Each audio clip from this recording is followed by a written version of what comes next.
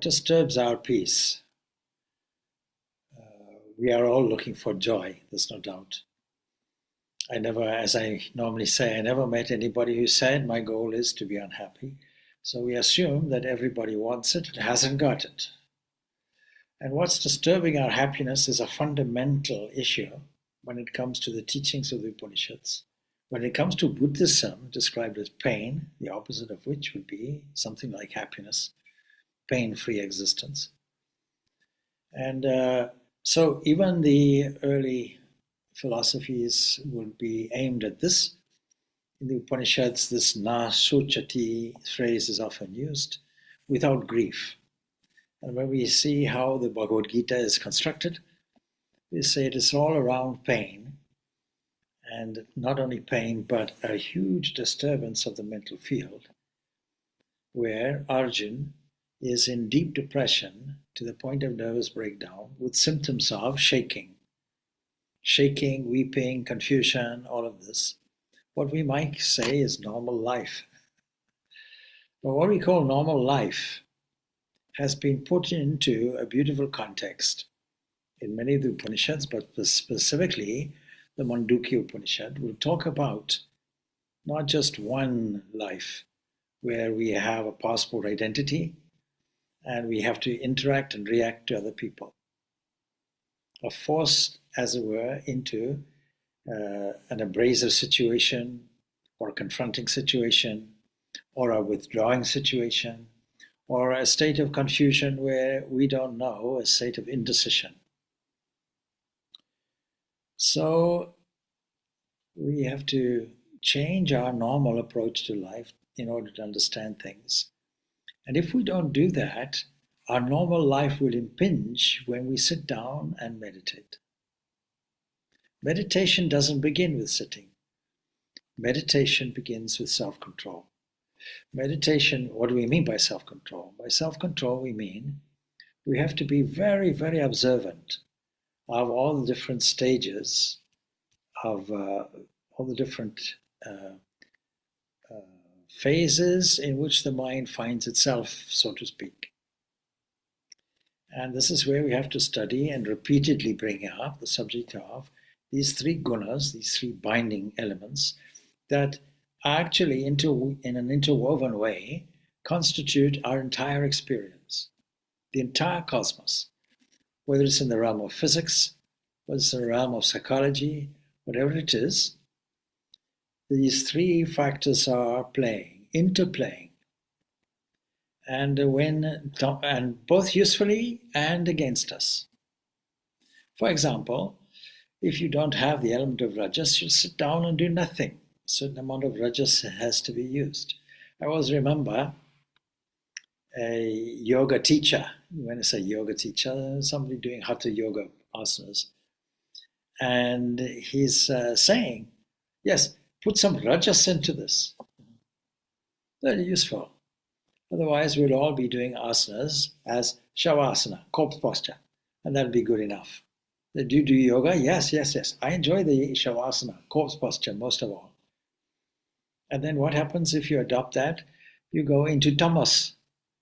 And tamas means that you start snoring. That's your only mantra that you'll be using. Snoring sounds. So we have these useful aspects, but they're also destructive as well. Not only constructive, but destructive as well. Tamas, that is the absence really of activity, equivalent to inertia. An inertial state of mind could mean dullness, could mean laziness, could mean absence of enthusiasm. That's not good in a waking state. It's excellent in a dream state. In fact, without it, there's no sleep. No mind about dream, but there's no deep sleep without it. Deep sleep is tamas. It's a very useful thing. Studies show that if we are deprived of sleep, it affects our moods, it affects our rate of activity, it affects our reactions to things, it affects our nervous system. So sleep is a useful thing. Dream is a useful thing. Dream is the royal road to the unconscious. It says the psychologist Freud. So we can put it in this way: dream is kind of the voice of God. And the Taittiriya Upanishad will be very conveniently putting us into some kind of layers, like Russian dolls. You take off the first level, there's another level. Another level is like studying the physiology of man and saying we can't study the totality of the physiology, but for study purposes, we can break it down into dermatological man, circulatory man, muscular man, skeletal man, all of these things. It's not that there are 5, 6 different people. It means that we can take off a layer and study what's underneath. And what is underneath is normally more causal. This body is made from yesterday's food. Yesterday's bananas and milk, whatever it was, is today's body. Constructed beautifully, but it doesn't do it by itself. You must have noticed that food, you cannot have a conversation with food. Some people do. Some people talk to chocolate, for example. Oh, I love you so much. But anyway, normally speaking, we don't have a conversation with a pot of rice. So food is an inert thing, an organic thing, no doubt. And when fed in, there's an ingenuity in the human body that is able to take that and convert that, not just into one thing, but in multiple things, different kinds of cells, ending up in the blood and so on through a beautiful electrochemical process, ATP, ADP, and so on and so forth. A phosphate kind of conversion is there, and it comes out as energy. So energy and food are intimately connected. And this conversion of matter into energy is a wonderful miracle. Something is behind it. There's a causal element behind it. You can't simply say, well, it's the capacity to digest. Where does the capacity come from?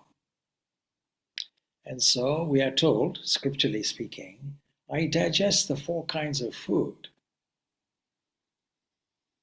And all the elements that comprise the process of eating, categorized as time and space. I am time. Krishna in the Bhagavad Gita says, I am time. I come to you as Kala, time. So all of these have to be carefully noticed by the spiritual aspirant. A kind of wonder has to be taken on board. We can't just take for granted. We put the stuff in here and it comes out as white hair here. We can't just take that for granted.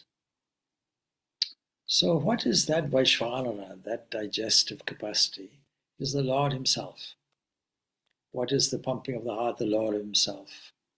In other words, there's something behind our physiology that contains not only a manufacturing, converting process, but also provides the material. The whole universe goes to provide the food, when you think of it carefully. Not only that, but is kind enough to digest food at different species levels. One species has one kind of food, another kind of food. For example, I can sit down on a farm with a goat, and we can both eat bananas, but I won't develop horns, and the goat will not develop the capacity to speak. So there's an individual design, as it were, that comes out as species. Good and bad deeds are not direct causes of transformations, says Patanjali in the Patanjali Yoga Sutras. There's some entity, some kind of intelligence which is there that comes out as this process, manifests itself as this process, and unfolds in the whole development of what we call evolution. A different way of thinking about evolution from the biological processes that we find in Darwin, namely the sexual selection and survival of the species. All of that attributed to nature has no explanation. It's simply a statement of fact. This is how it's happening. But not the why is it happening, or the fundamental process of it happening. It is just the secondary mechanism of it, and we can debate over that because we haven't come to a final conclusion of it. the popular idea in the 1970s, say, it was culminating in there, but originated by people like Julian Huxley and other people like that, would have created a neo-Darwinian thing called the modern synthesis, which really is designed to show that randomness, chance, is the operating principle. That is all gone now. Modern research tells us this is not how it works. The fundamental element in the cell, in the nucleus of the cell, the DNA, just contains the architectural plan and the process of remanufacturing protein, but it itself is made from protein. And you have to ask, where is that coming from? And the whole circular thing is going on.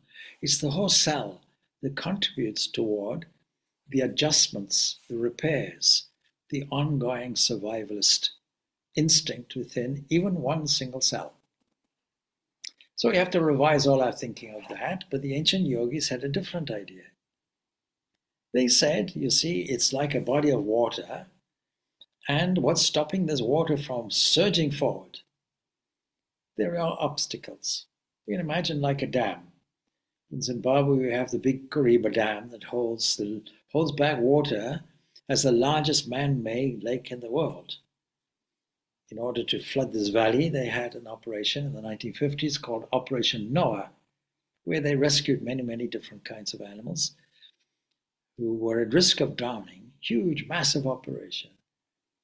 Successful about it. They had to relocate villages. They're doing the same kind of thing in China. Whole villages, whole towns are having to relocate in the interests of hydroelectric power.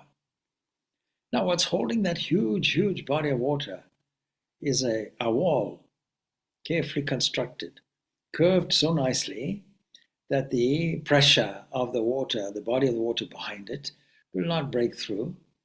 And then occasionally you have to open some floodgates. When you open the gates, the water flows in by itself. You don't have to resort to buckets to take the water from the one side to the other. The water itself is a flowing thing. We could call it the flow theory of evolution, where things are just unfolding. And I often use the example, when I was fairly recently in France, I used the example at a talk there. I folded a piece of paper. I'm sure I've done it with yourselves at some point. And I say, I present you with this paper. Now I'm going to do something very clever. I'm going to allow it to evolve. Does it do it by itself? No, I unfold the paper, and there you find an A4 sheet of paper. Previously, it was only a few square inches. Now it's a huge piece of paper. It's the totality of what had to be unfolded. Nothing new came about. And so Swami Vivekananda, in his commentary on Raja Yoga, at the very end, says a beautiful passage he gives, that nature, our sweet mother, our sweet nurse, and she's unfolding, and what's blocking us from establishing our real nature, our very godhood or godhead, is because there are obstacles. Now we could consider maybe there are 5 obstacles. We could consider it like the Taittiriya Upanishad, which talks of koshas, sheaths. The first one made from food. Yesterday's pasta and tomatoes. This body is made from food. For what reason? For functionality, and according to Vedanta, it is there for self-discovery. It is not there to abuse. It's not there to dismiss. It's not there to renounce. Our relationship with the world, that is there to renounce. What does that mean? It means we have to revalue the world because it has no significant importance in depth. What we might call trivial pursuit. And if we are engaged primarily in trivial pursuit, naturally when we sit for meditation, all that trivia will come in. The dust that the questioner was talking about. Like sweeping, and you'll get dust and you'll start choking on the dust. Well, the more you sweep, the less dust. If you sweep every day, no dust. Ultimately, no dust whatsoever. What is the process of the sweeping? It's not in meditation. It's in preparation for it. It is in your working, waking life. It is in your response to the normal, so-called normal conditions which are there. And depending on how much you react in a stressful way, or in an awkward way, or in a hostile way, or in a poor me way, or in a victim way, that much dust will arise. If you handle it differently, if you take it as a series of obstacles, which we have a delightful task of getting over because we are equipped to do it, a different approach in life will tell us something different. If we have more of a sporting attitude and take it seriously, then there's only one reason why this world should be here, and that is this summarized in this one word, lila. It is a kind of play, a kind of drama. If we have that approach, seeing that whatever we're dealing with will change in an instant and can change in an instant. And in order to do that, we have to be absolutely sure, absolutely self-confident that we have the capacity to transform discord into harmony, and we are the only animal species that can do it if you classify us in this way. Only the human has the capacity to transform discord into harmony. And we do that not by succumbing to the discord. Poor me. You see how often I quote or use the example of a flower, a beautiful rose flower. In this season, they're starting to bloom. I think at this time of year, actually probably in a few months' time, there is traditionally in Phoenix Park here some flower show. Yeah, beautiful flowers on display. Now, if you have an interview, radio interview, Mr. Flower, Mrs. Flower, thank you, congratulations, you won a nice prize at the flower show. Tell me, what is the secret of your blooming? How did you manage to get this? And if a flower were consciously intelligible, it would say, well, it started off with the richest possible manure. Now, manure, as you may know, doesn't smell so good. I don't think you want to give a massage on your face with manure. Although there are some people who do it as some kind of treatment. They do put a seaweed pack on or something like that. But normally speaking, we don't want to be covered with that. And yet, this is how a flower grows. It knows, as it were, how to transform that manure, which normally people, humans, don't like, and turn their noses up about it, and transforms it into this beautiful flower. Knows how to extract all the appropriate nutrients, how to mix that, as it were, with water. And more than that, how it knows to derive energy by photosynthesis from solar energy. So we haven't got that kind of knowledge. And yet the principle is the same. Within the flower, there is an inner life. And that inner life allows it to grow. Not just to grow, but on the other side, on the human side, gives us the capacity to appreciate the growth, appreciate the beauty, put it into a flower show, get a prize, for our enjoyment, for our pleasure. And we should wonder in a beautiful way, not just at the aesthetic value of the flower, but the aesthetic value of a flower only a painter really knows. To observe, if you want to paint that flower, we had a devotee some years ago. Their skill was painting flowers. That's all they did. And you'll see Van Gogh, who painted flowers, sunflowers, he was a great enthusiast of sunflowers. And how do you tell a fake from a real, genuine painting? Well, experts will say, you see, he painted sunflowers, although he painted in a certain impressionist style, if you like, still it was technically accurate. And the fake is technically inaccurate. You can spot it. The experts have shown that. So to see, why should there be so many petals? Why should they be arranged in a certain geometric shape? Why should the leaf be constructed in such a way that excess water can drain off? The whole thing is a marvel of biological engineering. Now, we could go into great depths about it. A flower enthusiast may notice such things. But an ordinary person who simply wants to appreciate the beauty, it will bypass them. Yet the opportunity for increased appreciation is there. Supposing we're able to deal with life, seeing things through the lens of, let's say, the Creator, seeing God as God made things, standing in His throne, sitting on His lap, and seeing God made the world and saw that it was good. This is a biblical quotation. God made the world and saw that it was good, and we are made in His image and likeness. All these phrases we should take seriously. And that will wipe out any vestige of negativity. We will never see the world as bad. We will never see the world as dangerous. We will always be supremely optimistic. And we will always be in tune with a higher quality, which is not just joy. Now, Taittiriya Upanishad also gives us a wonderful ranking of what is bliss.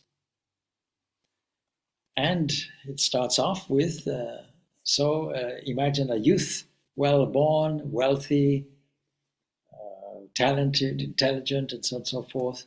This can be one unit of bliss. That same unit, the knowers of the principles of the Vedas, that is, the understanding of Brahman itself, subject of the Vedas, has that bliss.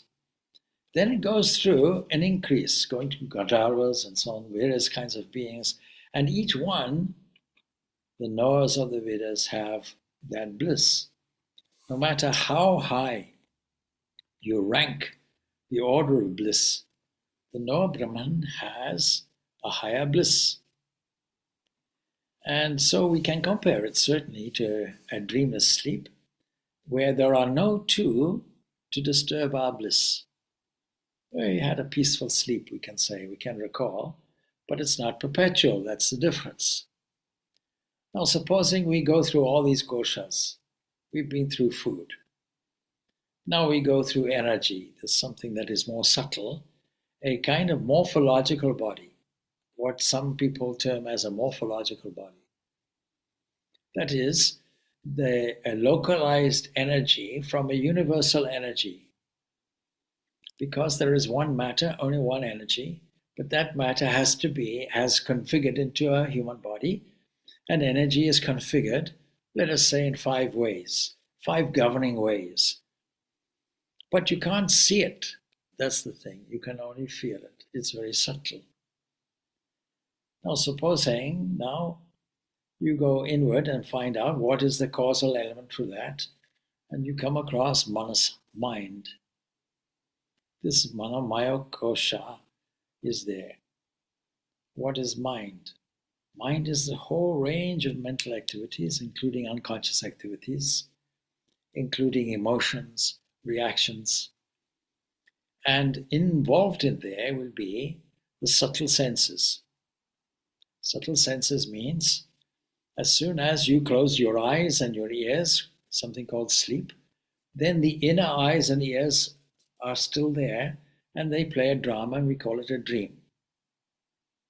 So we have these internal organs, these indriyas, with attention, with a sense of egoism and ownership, active, profit, actor complex, and so on.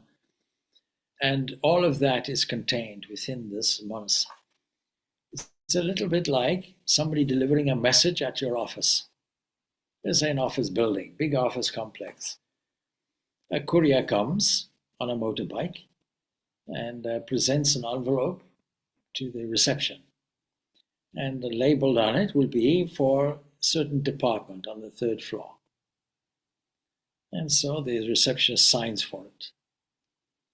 That's the first step in the information process.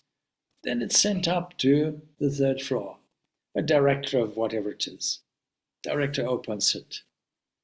Makes a decision about it. This is called the buddhi, that is the intellect. Intellect, the executive officer that makes all the decisions, the executive officer that looks to be the chief executive officer, but actually only there by virtue of something else. Behind that is a realm of bliss, Anandamaya Kosha. That bliss is there, experienced in a dreamless sleep. In a dreamless sleep, there's no memory, there is no decision making possible. It is simply an area of possibility. And because there are no two things to fight with each other, it is bliss, because there's an absence of space, an absence of time, an absence of causation, just an area of potentiality. And the nearer you get to our supreme principle, the more open, the more profound, the more truthful, the closer you get. It's like looking at a light and getting closer and closer and closer to it. There's a funny story I heard quite recently. An American warship going into certain waters, and they picked up on their radar another boat is there in the way, approaching on the same course. They send a signal, please change your course by so many degrees, let's say 15 degrees. Change your course if you want to avoid a collision. And then a response came, no, you change your course in the opposite direction.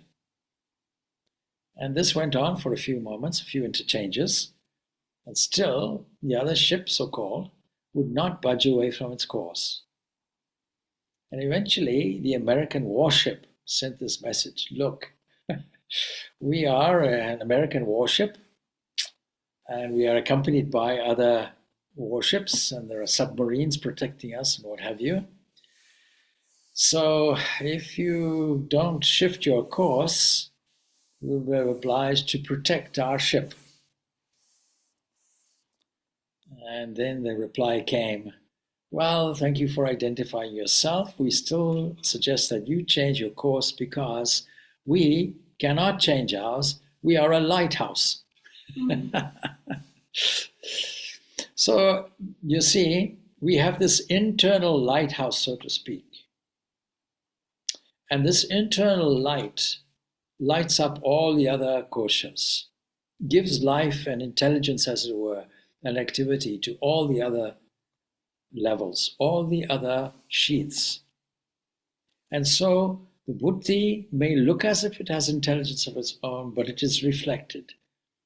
And we identify this in a supreme way, in an executive way, simply because it is reflecting more of the inner light. Bliss is revealing more of that.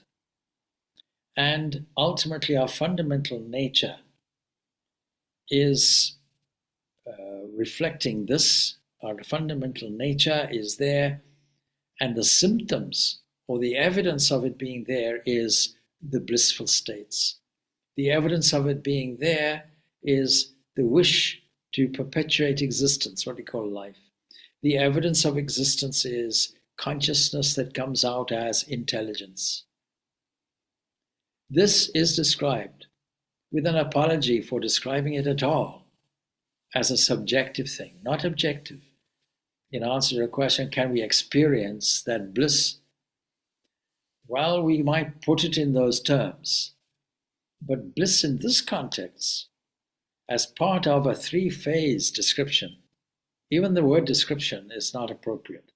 Description applies to an objective thing. This is subjective because it is pure being itself. It is existence itself. It is pure consciousness itself. Today people are arguing about so-called hard problem of consciousness. I told this repeatedly. And people trying to figure out, and because materialistic science will only accept a materialistic point of view, they're looking at, well, it must be in this body made from yesterday's food. It must be in the food bracket, in the food aspect of it. But you see, it's not. even if it's subtle, maybe it's in the energetic thing. They're looking at the quantum side of this. They're looking at fine tubules, microtubules, and so on and so forth in the neurological system of the brain. This is where we might find some quantum evidence of consciousness. Thinking that consciousness, in its subjective way, is an object. They're not thinking of it in a subjective way at all, actually.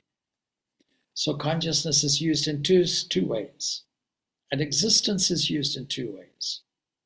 Consciousness is used in the objective way, self-awareness, intelligence, etc.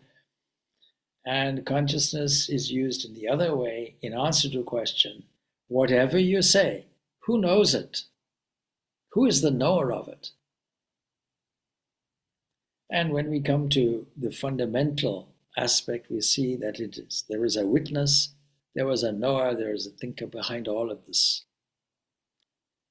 And so same thing with bliss. So we have existence itself that comes through as a will to perpetuate our life, a clinging to life. It comes out as the evolutionary urge. Then we have consciousness, which makes sure everything is orderly. Consciousness itself, not as a quality. And then we have Ananda, bliss. Its nature is pure bliss.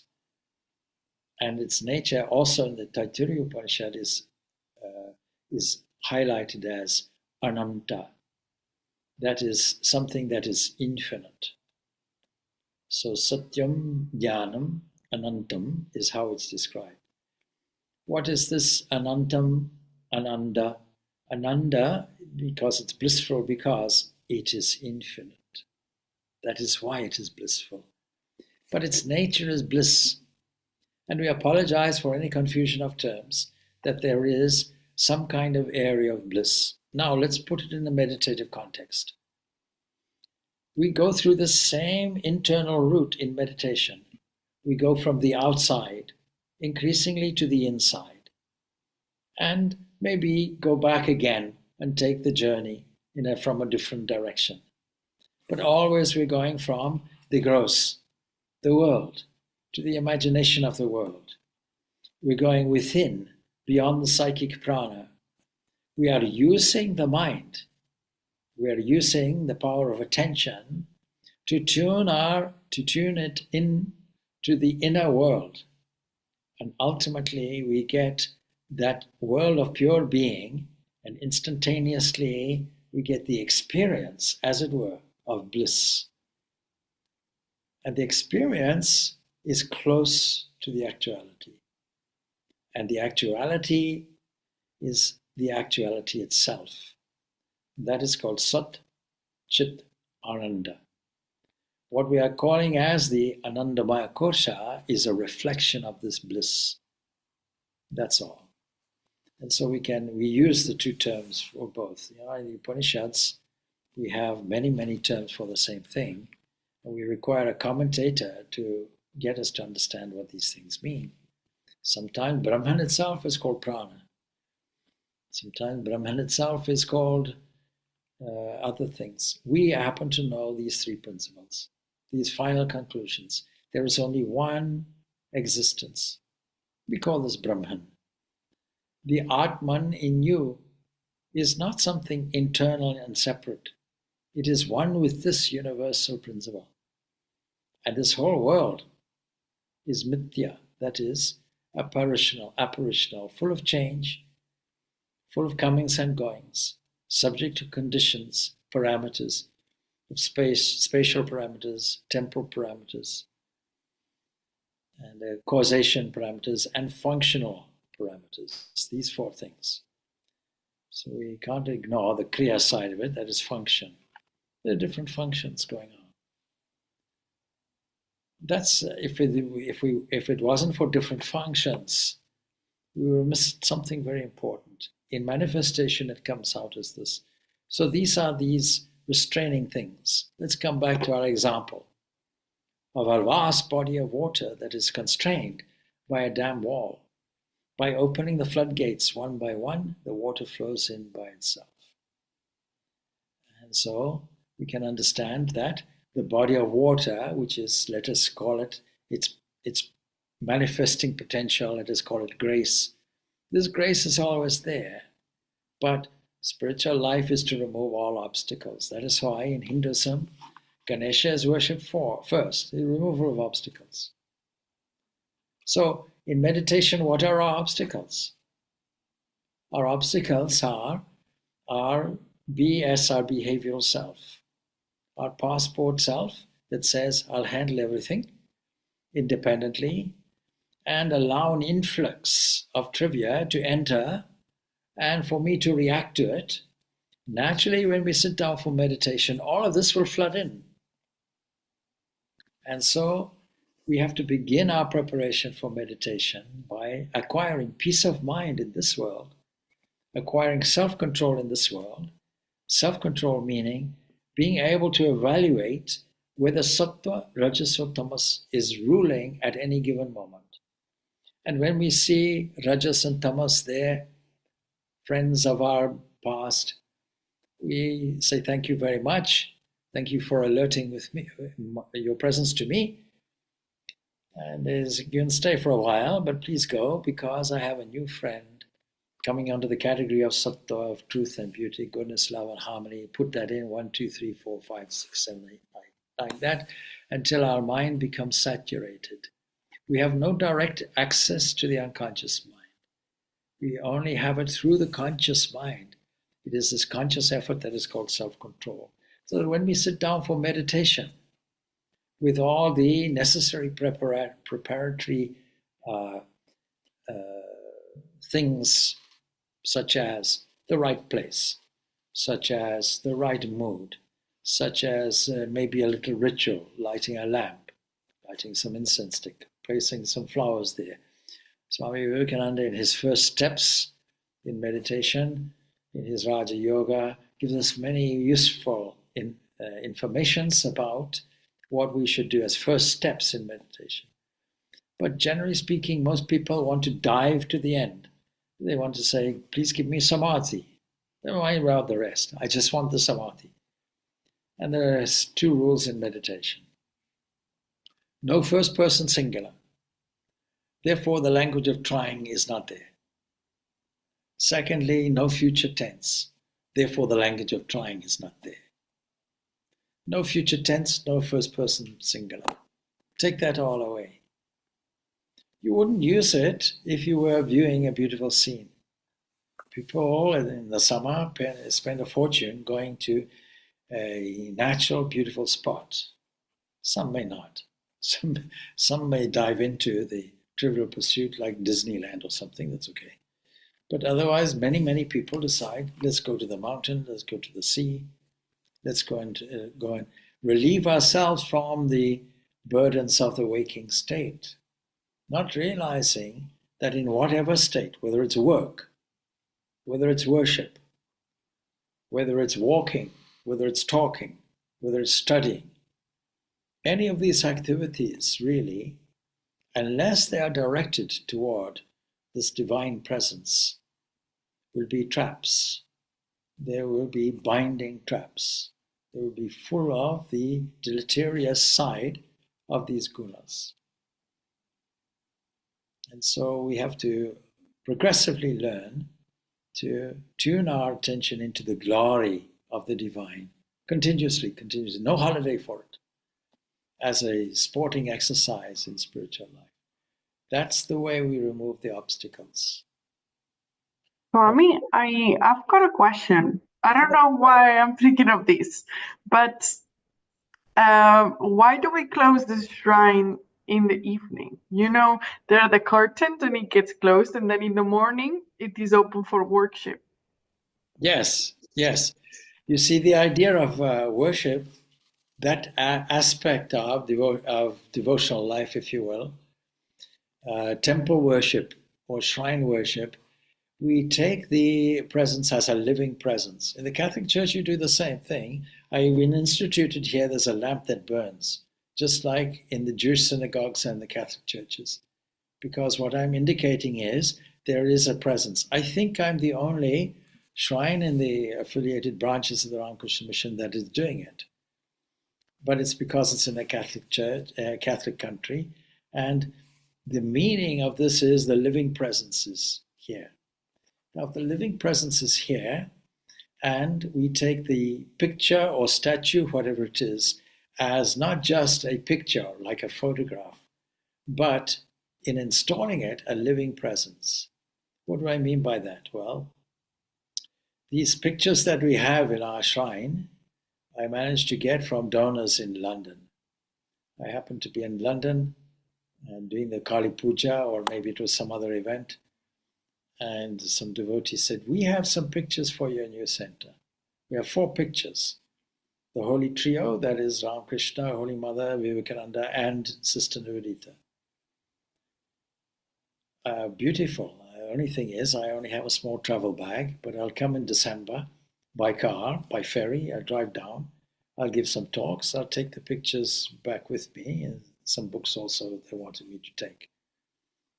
The point is that these were kept in storage.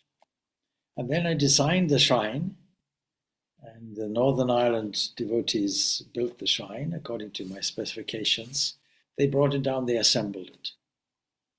Now, the person who was here helping me, or I was helping him with construction, made this remark. As soon as the pictures went into the shrine, the whole atmosphere of the premises changed.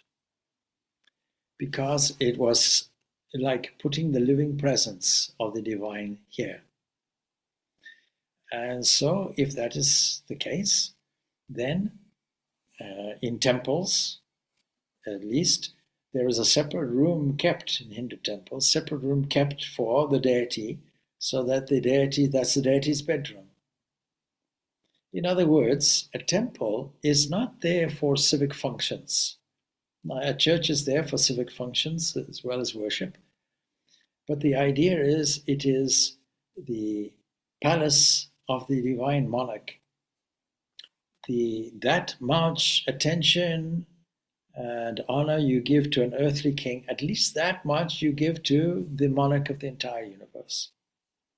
And so it's literally that the deity is fed, deity is washed, deity has perfume, clothed. All of that takes place in a formal temple worship. Now, we're not a temple in the sense that a temple, we are a room, so it's more like a shrine, but the principles still apply. So, as part of our liturgy, before we go to bed, we say good night to the Lord, and we close his bedroom curtains, and in the morning we open it up, and we do what is called Mangala Arti. That is, we prepare some things and wave a light, which is to indicate to any devotees the form. Now, if you don't want to do that, meditation will do it. So you simply repeat the process mentally. And this is also part of meditation, actually. It can be used in a devotional meditation. So that in the early morning, regardless of your tradition, let us say Christian tradition, Matins is there, is saying pre-dawn. Pre-dawn, let us prepare ourselves for an awakening. And then when the awakening takes place, such as sunrise, the sun rises, we now are thinking, oh, you have risen here in me.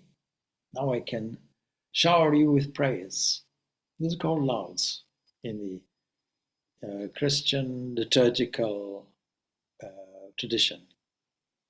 So it goes like that the day is punctuated with these things.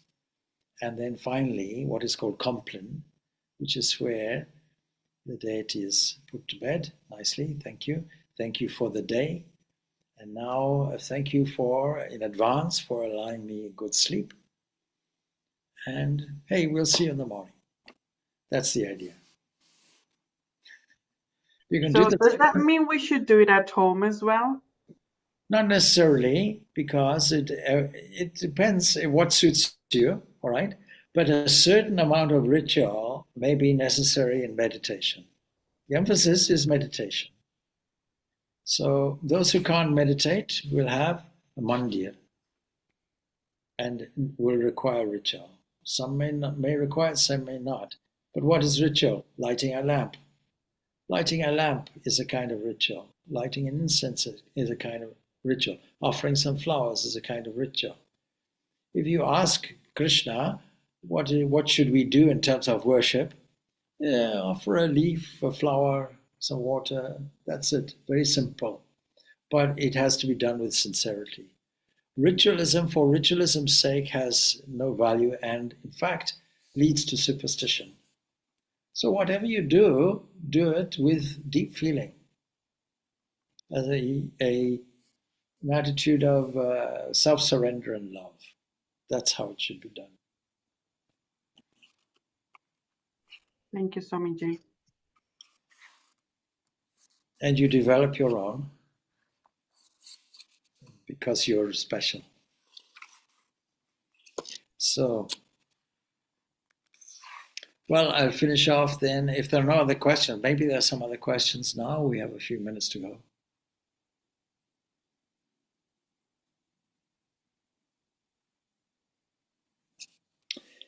So Julian of Norwich, and you know I'm particularly fond of Julian of Norwich, having been to visit Norwich with an anchorite, means somebody who voluntarily enclosed herself in four walls and never went outside there. Only openings were there, one to get food, and the other one to give advice, and the other one, a third window, opens up into the church. So it's an appendage to the church and completely sealed off. So just like this, he, that means our dearest Lord, subject to our devotion, is our clothing. In his love, he wraps and holds us. He enfolds us for love, and he will never let us go. I saw that he is to us everything that is good. Now, one way, of course, of meditating is this Lectio Divina, that is, opening a holy book at random and picking up, let's say, a few passages such as this, and dwelling on these. This is one method of meditation, or preparing for meditation. So that when you sit for meditation, there must be some kind of pre-plan, if you will. If you are not accustomed to meditation, there must be, I want to meditate on this. During the process of meditation, some other idea might come, and every idea is a valid subject for meditation. Supposing you're sitting and there's a loud noise outside, and you say, and you get up in an annoyed way, I can't meditate, too much noise.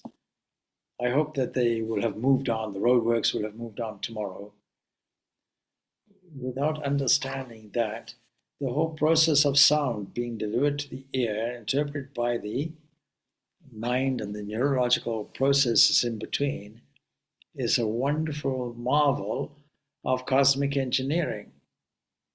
That there is an ethereal space through which sound waves travel, and sound will obviously remind us of Akasha, and Akasha will remind us of cosmic mind, or God.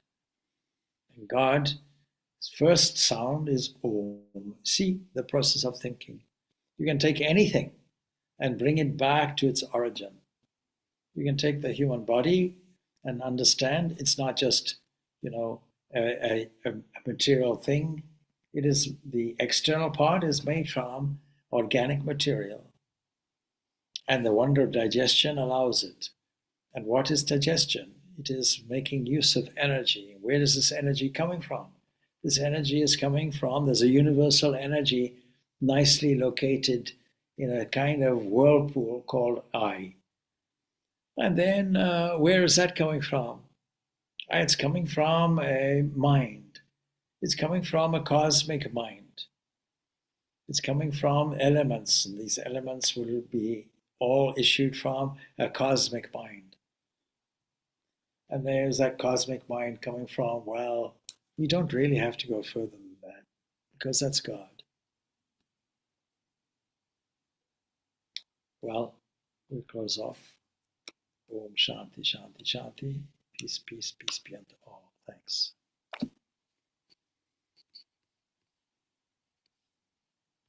Thank you, Swamiji. Thank you, Swamiji. Good. Thank you, Swamiji. Swamiji. Good.